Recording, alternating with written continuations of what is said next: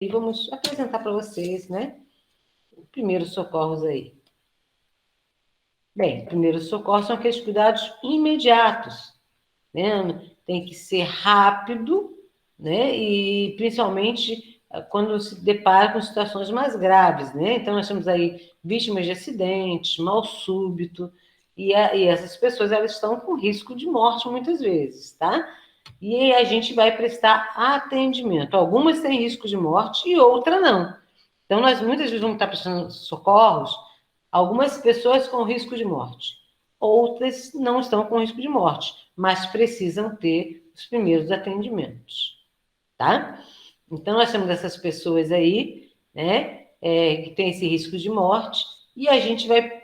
Qual é o nosso objetivo com essas pessoas? Manter as funções vitais, tá? Para começar, manter as funções vitais. E logo em seguida também o quê? Evitar complicações. Então, nós pensamos em duas coisas. Guardem isso já aí de cara, tá? A primeira coisa que a gente tem que guardar em primeiros socorros aí nesse sentido, pensando dentro do conceito de primeiros socorros, é que a gente tem que atuar de forma que a gente consiga manter as funções vitais, ou seja, manter a vida do paciente. Eu penso nisso quando eu estou prestando os primeiros socorros, os primeiros atendimentos. A minha intenção de cara é manter a vida. Segundo objetivo meu, evitar complicações ou agravamento da condição do paciente.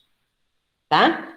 Então, isso nós temos que pensar nisso quando eu vou prestar atendimento, já lembrar desses dois objetivos quando estamos prestando os primeiros atendimentos. Tá? A gente vai ter ações, né, procedimentos que vai evitar a morte, ou tentar pelo menos evitar, né, a morte, manter essas funções vitais e evitar complicações. Todos os nossos procedimentos vão ser dirigidos com esse pensamento, tá? Aí a gente vai conseguir dar uma assistência qualificada em primeiros socorros. E todos temos que dar primeiros socorros, que a gente vai ver, tá? E nas situações mais comuns, né, de primeiros socorros, geralmente são acidentes e mal súbito, ok? Então, muitas vezes nós nos deparamos, estamos indo para a faculdade, indo trabalhar, né, indo ao supermercado, de repente a gente vê o quê? Um acidente. Né? É um acidente geralmente os mais comuns são acidentes automobilísticos, né? Aí inclui aí os atropelamentos, tá? Também incêndios, tumultos, né? Afogamento, asfixia por engasgo. Esses são os acidentes mais comuns, entre outros também. E esses a gente vai estar vendo esses tipos de acidentes aqui. E também o mal súbito, né? Que alguns deles são mais simples, outros mais complicados também. A gente pode ter aí um ataque cardíaco, ou seja, esse paciente tendo ou uma construção, né, coronariana da parte cardíaca, dos vasos cardíacos ali, que ele pode se desenvolver um infarto agudo do miocárdio, ou pode, de repente, a gente evitar que isso ocorra, ou mesmo evitar a morte desse paciente, tá? A gente vai ter os ataques epiléticos também aí, né? E que são situações aí que são geradas pelo próprio organismo, né? Pelo nosso próprio organismo, e a gente vai estar ali aptos, no final, né, dessa disciplina, o ideal é que a gente esteja apto a prestar atendimento tanto nos acidentes, né, inclusive acidentes também com animais peçonhentos também, tá? Como no mal súbito.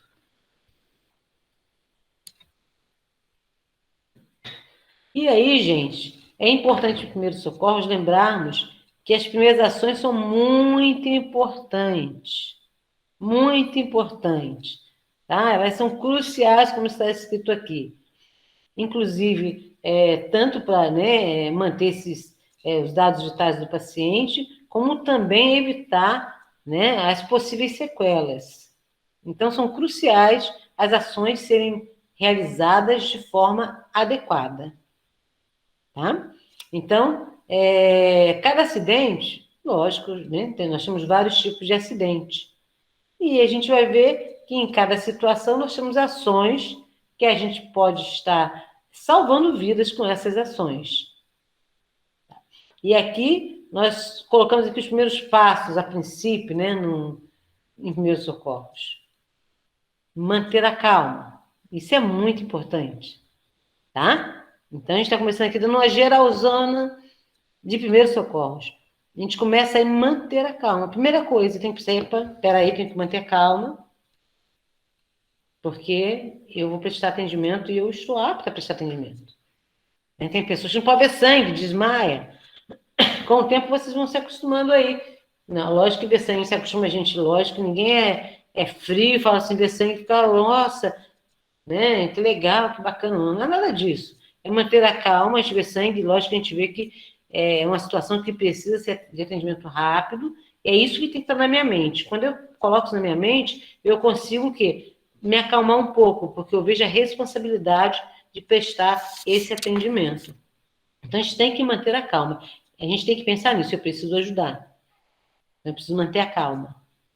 Então, quando eu começo a trabalhar isso na minha mente, fica mais... Eu consigo realmente colocar a adrenalina um pouco mais baixo ali, né? Ou só no nível que eu preciso para que me ajude a fazer os socorros, tá? Então, manter a calma é de extrema importância. Até porque eu preciso manter a calma e acalmar a vítima. Eu preciso acalmar a vítima. Como é que eu vou acalmar a vítima de um acidente ou de um mal súbito se eu não consigo me acalmar? Tá? Então, é muito importante manter a calma. E também acalmar o pessoal que está ao redor, né?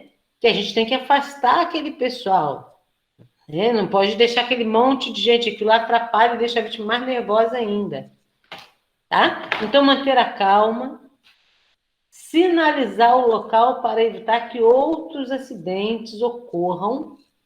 Então, mantenham a calma, já sinalizamos o local, porque senão acontece um acidente após outro,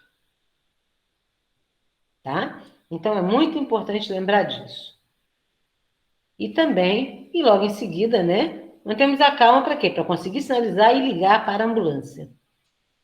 Nós temos que ligar para a ambulância porque os primeiros socorros vão ser ali para até esperar o socorro especializado e com os equipamentos adequados para atender essa vítima.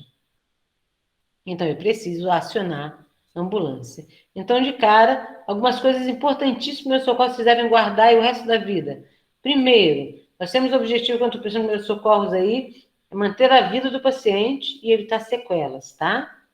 Então, são coisas importantes. Guardem isso. Eu vou ter que estar pensando nisso quando eu estou prestando os primeiros socorros. Guardem essas duas coisas aí. Se vocês guardarem isso, já meio caminho andado. E segundo, também aí, esses primeiros passos. Manter a calma, sinalizar o local e ligar para a ambulância. Tá? Aí agora, eu já aprendi isso. Beleza. Então, a gente vai aprender agora os procedimentos que eu for fazer enquanto a ambulância não chega. Tá bom? Então, que procedimentos mais, além desses que nós começamos a fazer aqui, que é sinalizar o local, ligar para a ambulância, o que eu vou fazer agora? E aí, a gente vai começar, em primeiros socorros, né, a aprender o que nós vamos fazer. Tá bom? Bem, e aí, para sinalizar o local, falando um pouquinho de sinalização, né? E a gente tem várias formas. Lógico que os carros costumam ter triângulo, né? Para sinalizar, para a gente colocar, né?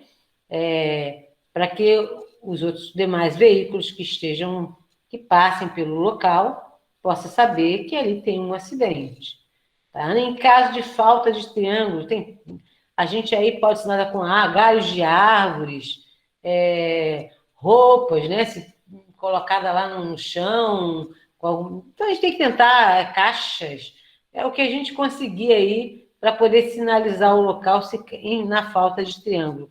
Mas é muito importante sinalizar da melhor forma possível, tá?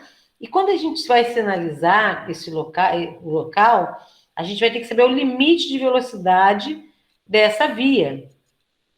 Tá? Porque isso é muito importante. Quanto maior a velocidade da via, mais distante tem que estar a sinalização, né? Para que isso? Para o tempo desse carro parar até chegar onde está o acidente, porque senão não dá tempo de parar. Então, aqui tem até um exemplo.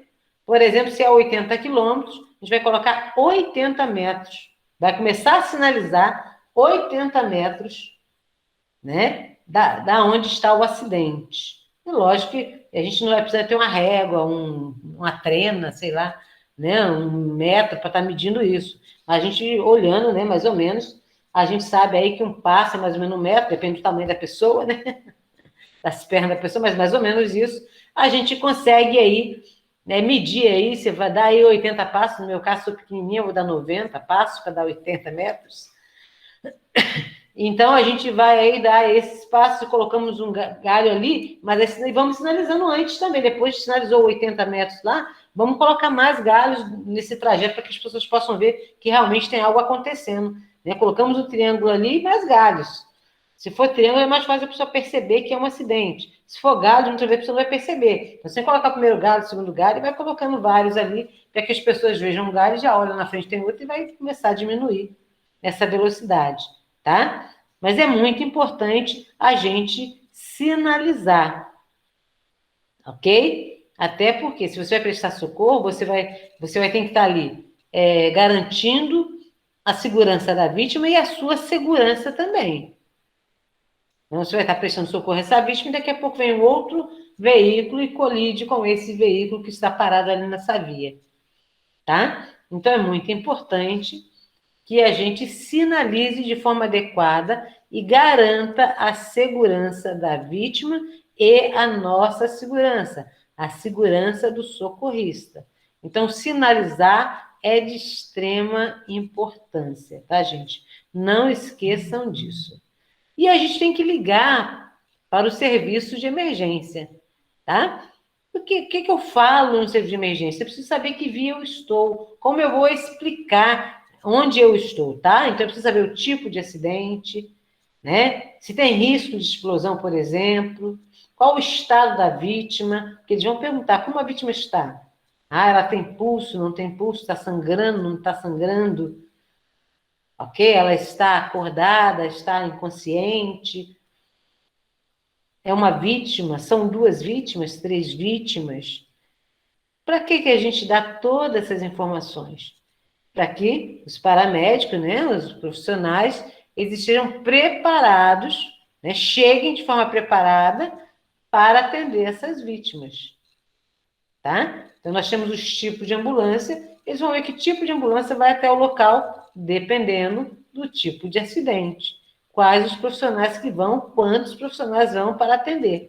Então, é muito importante, né, que a gente ligue para o serviço de emergência e, quando ligarmos, darmos essas informações. Mas algumas condições gerais ou alguns princípios que a gente vai seguir aí nessas situações. Então, ó, contatar o serviço de atendimento de emergência, gente, crucial, tá? Então, nós já chegamos, né? Estamos tranquilos, calma, entre aspas, pelo menos só com a adrenalina necessária para prestar socorro, para nos manter ativo. E aí nós vamos, então, sinalizando, se é um local que é necessário sinalizar, sinalizamos o local, ok? Muito importante isso. E a gente vai, então, contratar o serviço de emergência. E aí vamos aí para os procedimentos que temos que fazer, tá? Para salvar a vida, prevenir danos maiores, tá? Nós temos que não só pensar em salvar a vida, também prevenir danos maiores, quando isso for possível, tá? Mas a gente sempre vai estar pensando nessas duas coisas. Muito importante a aula de hoje, gente. Vocês guardarem essa aula de hoje, fica bem tranquilo, primeiros socorros depois, tá? Manter aí o acidentado vivo até a chegada, né, do atendimento. E para isso eu preciso manter a calma, a serenidade diante das situações, né, que estamos ali nos deparando, até para inspirarmos confiança. Tá? Inspirar confiança a quem está dependendo dos nossos cuidados. E aí sim vamos aplicar calmamente o procedimento, mas não devagar. Calmo não quer dizer que eu estou devagar, tá? Porque você precisa de uma agilidade mas com calma, né? A gente tem que estar calmo, sereno, frente a essa situação, e calmamente, mas de forma rápida, aplicar os procedimentos de socorros ao acidentado. Tá? Que o tempo também faz diferença na hora que estamos prestando o atendimento. E aí, naqueles casos que não são necessários manusear a vítima, né? Evitar que as pessoas mexam ali no acidentado, né? Afastando as pessoas curiosas, as pessoas estão ali, às vezes até com boa intenção, querendo ajudar, né? Mas evitar que essas pessoas venham, tente tirar a pessoa dali, né? Porque senão vai acabar provocando um segundo trauma. Já teve um trauma, vai provocar um outro trauma, tá? Uma outra lesão, pode até agravar a situação. Então, em casos que não é necessário tirar a vítima do local, a gente vai mantê-la no local. Lógico, o profissional, ele que tem que saber, né, se é necessário ou não tirar do local.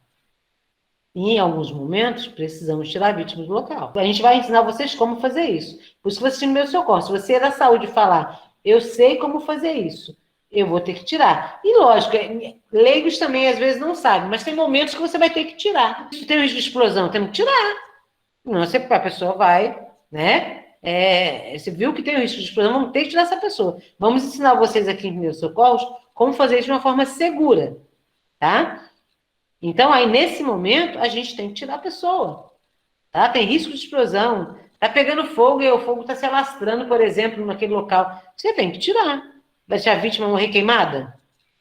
Né? Então, aí, nesses casos, precisamos remover a vítima. Mas por isso que somos profissionais da saúde e vamos aprender isso. Porque você imagina que você esteja num local desse, tem risco de explosão e você com medo não tire a vítima, porque você não sabe como tirar. Agora, se você sabe, falar com o pessoal, gente, eu sou da área de saúde, tem uma forma segura de tirar, e eu preciso de uma pessoa que me ajude. Quem pode me ajudar? E aí vai lá e tira a pessoa do local, por exemplo, se você precisar de ajuda, né? Em alguns casos você talvez não precise. Né? Aí sim, mas tem que ser de forma segura.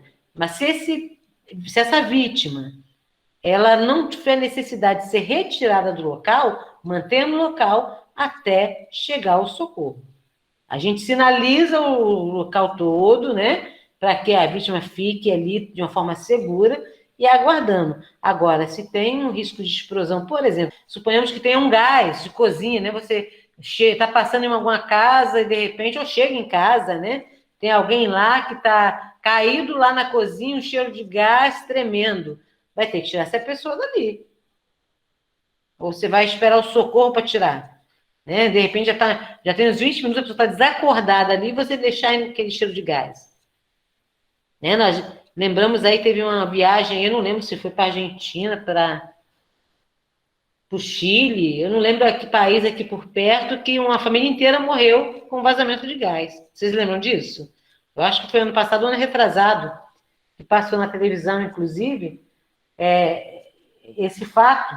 A família inteira morreu. Eu creio que eles estavam dormindo e deve ter começado a vazar eles dormindo, né? Porque morreu a família inteira. Né? Tinha um casal com os filhos, um deles tinha um irmão ou irmã que estava com o esposo ou a esposa também, e todos morreram pelo vazamento de gás. Pensam bem, provavelmente dormiram, vazou gás, e né, provavelmente se alguém acordou, eu acho que ninguém nem acordou, né, porque foi inalando aquele gás, e eles acabaram todos da família morrendo.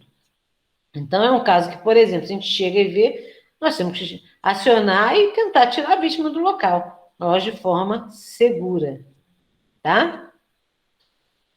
E, se for possível, manter no local, né? Porque eu já tive, algumas vezes, socorrendo uma pessoa, e aí o pessoal não queria que eu tirasse do local. Eu falei, gente, pode ficar tranquila, eu sou enfermeira, sou socorrista, sou enfermeira de terapia intensiva, eu consigo tirar a vítima e eu estou examinando a vítima, vendo tudo que está acontecendo com ela. Aí as pessoas deixaram eu tirar a vítima, tá? Porque foi um acidente leve e eu examinando eu pude perceber, né, ter certeza que não tinha acontecido com essa vítima, tá? Então, é lógico, eu tenho muita experiência com isso, trabalho com isso há muitos anos, então Eu só vou sugerir que vocês façam isso em caso de risco de vida mesmo dessa pessoa. Se não tem risco, é chamar a emergência e fique do lado, mantendo a vida e evitando ali alguma complicação, tá bom? Para que não provoque o segundo trauma. E aí, nós temos aí o nosso serviço de atendimento de emergência, né? É para ele que nós vamos ligar. A gente vai colocar alguns números aqui para vocês saberem que número vocês vão estar ligando, tá? E aí a gente vai atender, a gente vai agir até o ponto do nosso conhecimento, como eu já falei para vocês, que eu até atendi essa pessoa, mas lógico que eu tenho uma experiência nisso, é outro assunto, de quem não tem o conhecimento, você vai trabalhar até onde você tem conhecimento técnico, isso é muito importante, a gente reconhecer a nossa limitação, tá? A gente tem que saber isso, avaliar, tanto os limites físicos como os de conhecimento. Eu vou tirar uma vítima e meu limite físico não permite que eu tire aquela vítima. Lógico, a gente vai ensinar algumas técnicas aqui para vocês, que facilita mesmo quando você não tem o peso, né, não é uma pessoa muito grande, um porte grande, mas a gente vai ver algumas técnicas que você consegue tirar essa pessoa, né, desse local, tá? Mas a gente tem que saber o limite. Os nossos limites são importantes também, principalmente de conhecimento físico também e também de conhecimento, tá? E a gente vai ter como princípio fundamental para guiar nossas ações, né? A primeira abordagem de forma correta, né? Nós temos o objetivo, como já falamos aí, de manter a nossa vítima com vida até a chegada do socorro especializado, tá bom? Então, primeiro, o objetivo nosso é manter a nossa vítima ou a vítima com vida. E o segundo objetivo, evitar agravamento, evitar sequelas. Muito importante guardarmos isso. Eu creio que, se a gente pudesse chamar isso de texto áureo, como a gente chama aí na escola dominical, o texto áureo do nosso tema, da nossa disciplina aí, da nossa sub-área, que é Primeiros Socorros, essas primeiras coisas que eu estou falando para vocês aqui. Vocês têm que guardar essa primeira aula, semana que vem a gente discute mais um pouquinho isso, muito mais de forma ativa, né? Mas é muito importante vocês guardarem essa primeira aula aí, são fundamentais tudo isso que estamos falando aqui hoje para vocês, tá? Nós temos alguns números aí que é importante estar sempre à mão. Tá? Então, eu até comecei por ordem aí crescente, né? Mas não quer dizer que seja o primeiro, né? A gente pode ligar para o SAMU primeiro, que é o 192, é o SAMU, mas nós temos outros serviços que podemos estar também ligando aí, o 190, que é a Polícia Militar, 191, que é a Polícia Rodoviária, o 193, que é o Corpo de Bombeiro, né? E, lógico, o Serviço de Emergência, que é o SAMU. Eu, de cara, já ligaria para o SAMU, em seguida a Polícia Militar, ou se você não consegue um, já liga para o outro, porque um aciona o outro também, tá? Dependendo do caso. Então, é muito importante a gente saber esses números aí. Como é que eu vou acionar o serviço de emergência se eu não sei qual o número do serviço de emergência? O serviço de emergência é 192. Guarda isso.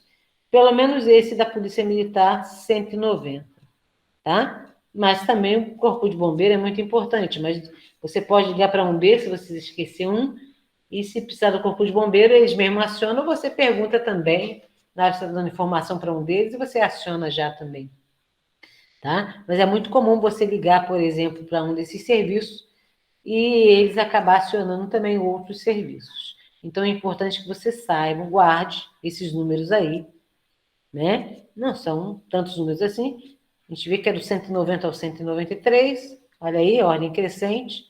E nós temos 4 números aí importantes para a gente estar ligando. Muitas vezes o SAMU ele está ocupado, eu ligo para o 190. Ou então eu ligo muitas vezes para o Corpo de Bombeiros, 193.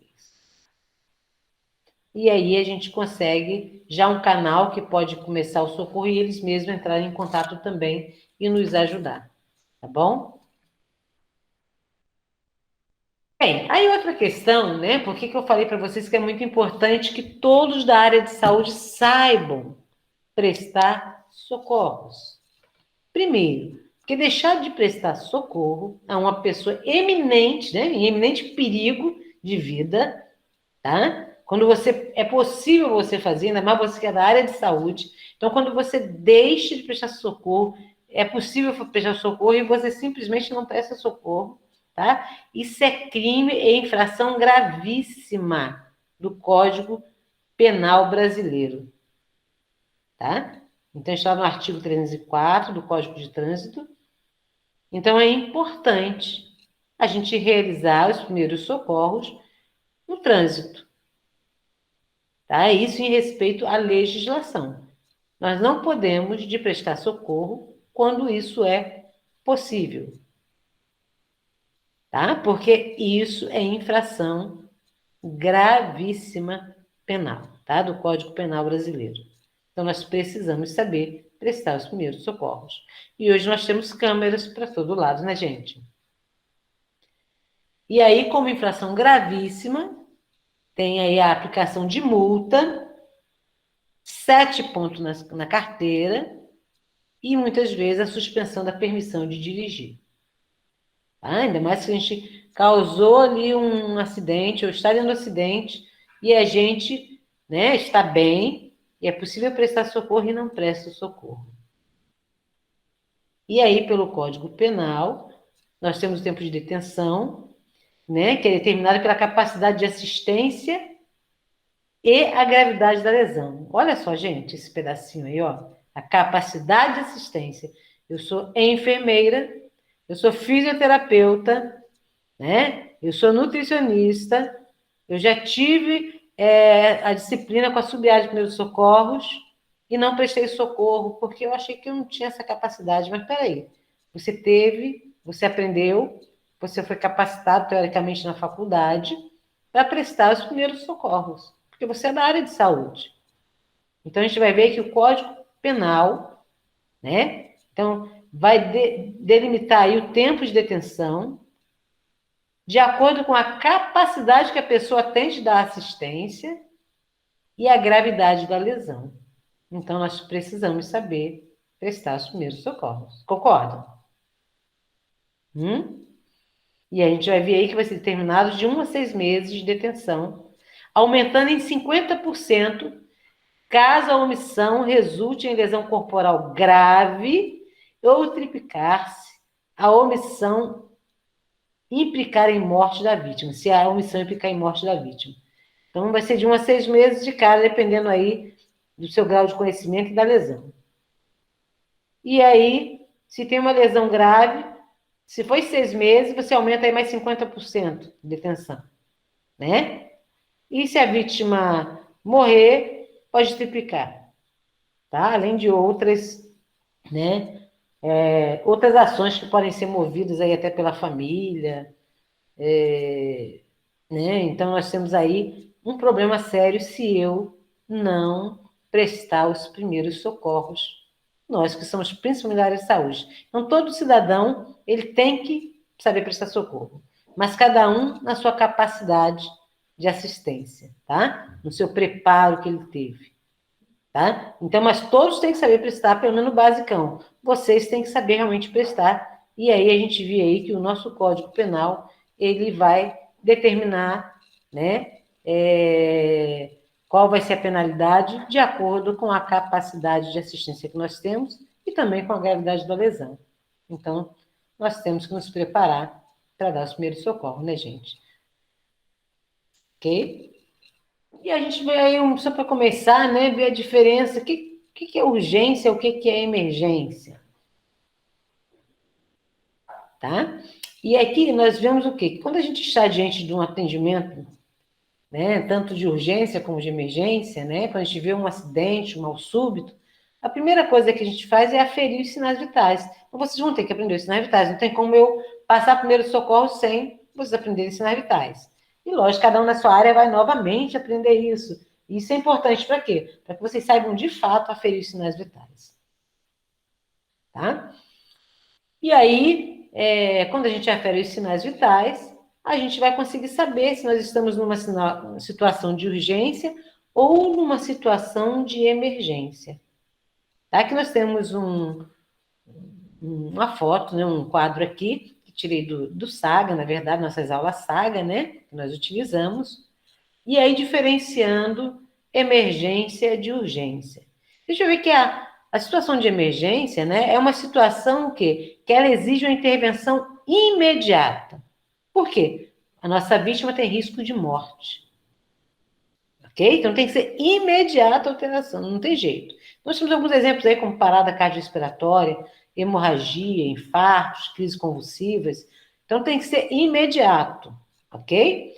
E nós temos as urgências, que nós temos aí a nossa vítima, ela sofreu um mal súbito, um acidente, tem uma alteração, e tem que ser rápido esse atendimento, mas não tem risco de morte, ok? Então, nesse caso, a gente vai estar ali acalmando a vítima, esperando aí o atendimento chegar, porque essa vítima, ela não tem risco de morte, a gente pode fazer com tranquilidade, né?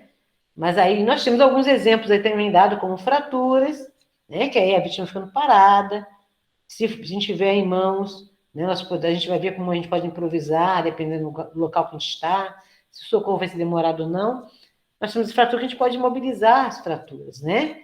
Então, temos dores abdominais, como cólicas renais, palpitação, são urgência, precisa de atendimento rápido, porque realmente, né, precisa de atendimento, mas é uma urgência, ou seja, esse atendimento tem que ser rápido, mas dá para esperar, não tem risco de morte, não implica em risco de morte. Então, a diferença de emergência e de urgência. Emergência tem risco de morte, risco de morte, precisa de atendimento imediato. Urgência, ele não tem risco de morte, mas precisa ter um atendimento rápido, até porque os sintomas, evitar que tenha complicações aí também, e esses sintomas precisam ser amenizados, tá? E nós temos aí, né, exemplos aí de uma urgência hipertensiva e uma emergência hipertensiva, coisas diferentes, tá? Então, a gente vai ver um paciente, aí uma vítima está com uma pressão arterial, né, que a pressão dela está aí menor ou igual a 140/90 mmHg ou milímetros de mercúrio, tá? Então, ela está com essa pressão arterial aí mais ou menos aí entre 140/90. Tá? Então, mais ou menos isso, ou um pouquinho mais, digamos assim. Tá? Então, ela está ou maior ou igual a 140/90. Então, nós temos aí, né, vamos ver aí uma urgência hipertensiva. Tá? Essa pressão ela está elevada, mas ela não tem dano em nenhum órgão. Por exemplo, a pressão dela está elevada, mas essa pressão, ela não teve aí, por exemplo, se ela tem sintomas graves, ela está com risco iminente, mas ela tem a pressão elevada e você vê, você está com dor de cabeça? Não. Você tem algum outro sintoma? Está sentindo alguma coisa? Tá? Então, ela é uma urgência, precisa ser tratado rápido, mas ela, a princípio, ela não tem um risco de vida. Por quê? Porque ela está sem sintomas. Mas, lógico, se ela não for de uma forma rápida atendida, isso pode chegar a se tornar uma emergência. Tá, gente? E aí nós vimos um caso de uma emergência, seria no caso hipertensiva. Ou seja, esse paciente ele tem um órgão-alvo aí, um dano no órgão-alvo. Ele está extremamente com a cefaleia extrema. A pressão dele está 140/90 ou 150/100, tá? E ele está com a cefaleia extrema, tá? Ou ele, de repente, já tem sintomas até de um acidente vascular cerebral. Ele tem, por exemplo, uma paralisia facial, que você vê, né? Um lado do rosto dele, você já vê que está caído, por exemplo, tem uma ptose, o mesmo, o que é ptose? Uma queda de pálpebra. Algum outro sintoma aí que você vê que já tem aí um órgão-alvo, já tem um dano aí, agudo, pelo menos, não é crônico, é agudo, ou seja, reversível, de um órgão-alvo. Então, uma cefaleia extrema, né? E aí, ou mesmo um sinal como esse que eu estou falando para você, ou ele está ali, de repente ele está além de uma cefaleia, eu estou com esse caso aí, né, para que esse paciente não chegue a ter um AVC grave, um acidente vascular ou uma doença encefálica grave. Então, a gente tem que, realmente, já tem um órgão ali sofrendo um dano agudo, e a gente não tem que ser rápido para evitar que agrave essa situação, se torne algo crônico, ou até o risco de morte desse paciente, para chegar a levar esse paciente à morte. Tá bom? E isso pode ocorrer também numa hipotensão, tá? Tanto na hipertensão como na hipotensão. A gente vai ver a pressão sistólica, por exemplo, menor que 90 mmHg, menor que 9, o pessoal costuma chamar o leigo de 9, tá? Mas geralmente a gente chama de milímetros de mercúrio, não tem essa pressão 9, tá? A gente fala isso, os leigos conhecem, então a gente cita assim, mas é 90 que é o correto, tá? Então, uma pressão sistólica menor que 90, tá? Isso aí implica no risco aí desse paciente, dependendo de como está a sintomatologia desse paciente, também temos que ver isso, tá? E se você acrescentar aí, né, mais 30% da pressão arterial basal do indivíduo, ok? E aí essa vítima pode estar numa urgência ou numa emergência hipotensiva, tá? Porque às vezes a gente vê pessoas que estão com 90 mmHg de pressão, né? 90 da pressão sistólica, e a diastólica está com 50 mmHg.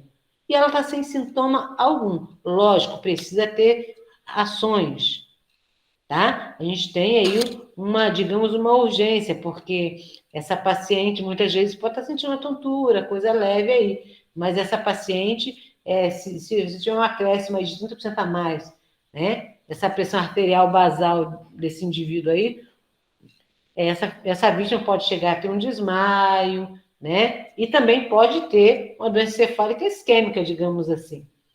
Então, a gente vai depender, a gente vai estar avaliando isso, se é uma urgência, se isso é uma emergência. Vai depender se tem um órgão-alvo já tendo dano ou não. E aí, os sinais e sintomas que nos sinalizam isso. Ok? Diferenciamos aí para vocês urgência e emergência. Urgência, paciente, ele precisa ser atendido com uma certa rapidez, mas geralmente ele não tem risco de morte. Emergência, ele tem risco de morte eminente. Os cuidados têm que ser rápidos, tá? Só vou mostrar para vocês aí semana que vem eu vou mostrar um videozinho que eu acho que é legal, né? E aí existe alguns sistemas, né? Falando nisso, puxa vida, dentro de urgência e emergência, como é que eu classifico isso? A gente costuma usar na área hospitalar, e mesmo hoje na área de saúde pública, né, de saúde coletiva, tem se usado o sistema de triagem de Manchester.